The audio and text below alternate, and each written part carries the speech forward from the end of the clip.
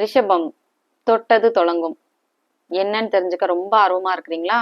நானும் ரொம்ப சஸ்பென்ஸ் வைக்கல, சீக்கிரமே சொல்லிடுறேன். வாங்க வீடியோக்குள்ள போலாம். இந்த வீடியோவில் நம்ம பார்க்க போறது ரிஷபம் ராசிக்கான அக்டோபர் மந்த் ராசி பலன். ராசி பலன் பார்க்கறதுக்கு முன்னாடி சேனலை சப்ஸ்கிரைப் பண்ணாதவங்க சப்ஸ்கிரைப் பண்ணிக்கோங்க. அப்பதான் உங்களுக்கு எவ்ரி வீக் ராசி பலன் மட்டும் கிடையாது, நிறைய அஸ்ட்ராலஜி பத்தின இன்ஃபர்மேட்டிவான விஷயங்கள் நீங்க தெரிஞ்சுக்கலாம். உங்களோட சொந்த ஜாதகத்துக்கு அஸ்ட்ராலஜி பெய்ட் கன்சல்டேஷன் வேணும்னா ஸ்கிரீன்ல தெரியுற இந்த வாட்ஸ்அப் நம்பருக்கு நீங்க ரீச் அவுட் பண்ணலாம். கால்ஸ் பண்ணாதீங்க, அப்ராட்ல இருக்கிறதுனால உங்க கால்ஸ் எதுவுமே எனக்கு வராது. அப்பாயின்மெண்ட் வேணும்னா வாட்ஸ்அப் பண்ணி உங்களுக்கான அப்பாயின்மெண்ட்டை புக் பண்ணிக்கோங்க. ரிஷபம் ராசிக்கு இந்த அக்டோபர் மாசம் எப்படி இருக்கும் அப்படின்னு பார்த்துடலாம். ரிஷபம் ராசிக்கு ரொம்பவே சூப்பரா இருக்க போதுங்க. உங்களுடைய ராசிநாதனான சுக்கிரன் இந்த அக்டோபர் மாசம் நீசபங்க ராஜயோக அமைப்புல இருக்கும். கேதுவோட சேர்ந்து இருந்தது ஒரு சின்ன டிஸ்டர்பன்சஸ் உங்களுக்கு லாஸ்ட் செப்டம்பர் மாசம் ஃபுல்லா கொடுத்துட்டே இருந்திருக்கும். இந்த அக்டோபர் மாசம் உங்களுடைய ராசிநாதனான சுக்கிரன் நீசம்னு நினைக்க கூடாது, நீசபங்க ராஜயோக அமைப்புல இருக்கு. எக்ஸ்ட்ரீம்லி ஸ்ட்ராங்கா இருக்கு. ஓகேவா? சோ நிறைய நன்மைகள் உங்களுக்கு நடக்கும். ராசிநாதனான சுக்கிரன் நல்ல ஸ்ட்ராங்கா இருக்கிறதுனால நல்ல ஒரு அழகுணர்ச்சியோட இருப்பீங்க, கலை ஆர்வத்தோட இருப்பீங்க, நல்ல ஒரு புத்துணர்ச்சியோட இருப்பீங்க. இப்போ உங்களுடைய ரிஷபம் ராசிக்கு அஷ்டம சனியோ 7.5 சனியோ ஜென்ம சனியோ நடக்கல, இருந்தா கூட ஒரு ஸ்லைட் டிஸ்டர்பன்ஸ் இருந்துட்டே இருக்கும். ஏன்னா சனியுடைய 3வது பார்வை உங்களுடைய ராசி மேல பட்டுட்டே இருந்தது. அந்த 3வது பார்வையினால கொஞ்சம் டிஸ்டர்ப் ஆனீங்க. அதுவும் முக்கியமா சொந்த ஜாதகத்துல நல்ல தசாபுத்தி போகாதவங்க கண்டிப்பா அந்த டிஸ்டர்பன்சஸ்ல இருந்திருப்பீங்க. என்னதான் இருந்தாலும் சனியுடைய 3வது பார்வைக்கு பெரிய அளவுல ஸ்ட்ரென்த் கிடையாது. 7வது பார்வை தான் ரொம்ப ஸ்ட்ராங்கானது.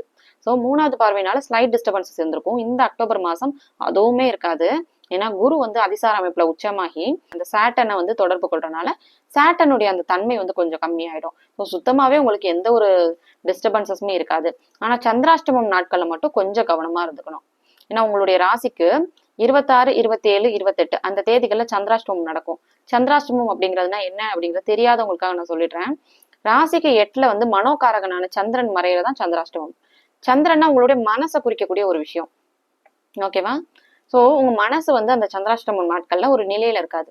6, 8ங்கிறது மறைவு ஸ்தானம். 8ல மறையக்கூடிய சந்திரன் பலவீனமான சந்திரன். உங்க மனசு ஒரு நிலையில இல்லை. முக்கியமான முடிவுகளை அந்த டைம்ல எடுக்கக்கூடாது. நான் எல்லா வீடியோலையும் சொல்றேன்னு நினைக்காதீங்க, தெரியாதவங்க தெரிஞ்சுக்கணும். அதுக்காக தான் எல்லா வீடியோலையும் ரிப்பீட் பண்ணிட்டு இருக்கேன். தெரிஞ்சவங்களுக்கு ஓகே. இப்ப பாத்தீங்கன்னா சந்திராஷ்டம நாட்கள்ல கொஞ்சம் கவனமா இருக்கணும். மத்தபடி நிறைய நன்மைகள் நிறைஞ்ச மாசமாவே இந்த அக்டோபர் மாசம் அமைஞ்சிருக்கு. சுக்கிரன் நல்லா ஸ்ட்ராங்கா இருக்கு. உங்களுடைய ராசிக்கு 7வது அதிபதியான செவ்வாய் செப்டம்பர் மாசத்துல இருந்தே குருவுடைய பார்வையிலேயே டிராவல் ஆகி போயிட்டு இருக்கு. அடுத்து குருவும் அதிசார அமைப்புல வந்துடும். செவ்வாய் டிரான்சிட் ஆகும், அகைன் குரு பார்வையிலேயே டிராவல் ஆகும். ஸோ மனைவி சம்பந்தமான விஷயம், நண்பர்கள் சம்பந்தமான விஷயம், ஷேர் ஹோல்டர்ஸ், இதெல்லாம் உங்களுக்கு ரொம்பவே சூப்பரா இருக்குங்க. கூட்டு தொழில் பண்ணணும்னு நினைக்கிறவங்களுக்கு இந்த ரொம்பவே ஒரு ரைட்டான டைம். இந்த டைம் நீங்க இனிஷியேட் பண்ணி வச்சுக்கோங்க. அதுக்கடுத்து களத்திர காரகனான சுக்கிரனும் நல்லா இருக்கு. 7வது இடம் மாங்கலி ஸ்தானாதிபதியான செவ்வாயும் நல்லா ஸ்ட்ராங்கா குருவுடைய பார்வையில இருக்கிறதுனால மனைவியால உங்களுக்கு நன்மைகள் கிடைக்கும், மனைவிக்கு வேலை கிடைக்கும், மனைவி வழி சொத்து கிடைக்கும், கணவன் மனைவி உறவு நல்லா இருக்கும். இந்த மாதிரி நிறைய நன்மைகள் உங்களுடைய ராசிக்கு இந்த அக்டோபர் மாசம் நடக்கும். இந்த அக்டோபர் மாசம் பாத்தீங்கன்னா நிறைய கிரகங்கள் டிரான்சிட் ஆயிட்டே இருக்கு. ஏன்னா புதன் இந்த அக்டோபர் மாசம் 3ஆம் தேதி துலாம் ராசிக்கு டிரான்சிட் ஆகும். உங்களுடைய ராசிக்கு அது 6வது இடம். 5வது அதிபதி 6வது இடத்துல செவ்வாயோட சேர்ந்து மறைகிறது நல்ல விஷயம் கிடையாது. ஆனாலும் குருவுடைய பார்வை இருக்கு, அதையும் சொல்லிடணும். குழந்தைகள் சம்பந்தமான விஷயம், அதிர்ஷ்டம் சம்பந்தமான விஷயங்கள்ல உங்களுக்கு சில குறைகள் இருக்கும். குழந்தைங்களோட தேவையில்லாத தகராறு நடக்கும். குழந்தைங்களால உங்களுக்கு சில மன வருத்தங்கள் இருக்கும். ஆனாலும் குருவுடைய பார்வையினால மாச கடைசியில அது உங்களுக்கு சரியாயிடும். உங்களுடைய ராசிக்கு 4வது அதிபதி சூரியன் வீடு, வாகனம், கல்வி, தாய் இதெல்லாம் குறிக்கக்கூடிய ஸ்தானாதிபதி. சூரியன் நீசமாகுது 17ஆம் தேதிக்கு அப்புறம். அதுக்கு முன்னாடி வீடு, வாகனம் சம்பந்தப்பட்ட விஷயம் அது எல்லாமே நல்லா இருக்கும். முக்கியமான முடிவுகளை அந்த டைம் நீங்க எடுத்துக்கணும். தாய் கொஞ்சம் சிக்காகிறத பாப்பீங்க. முக்கியமா சந்திராஷ்டமம் நாட்கள்ல அது இன்னும் அதிகமாவே இருக்கும். ஏன்னா சந்திராஷ்டமும் அந்த டைம் தான் நடக்குது. 4வது அதிபதியான சூரியனும் நீசமாகிறது நல்ல ஒரு நிலைமை கிடையாது.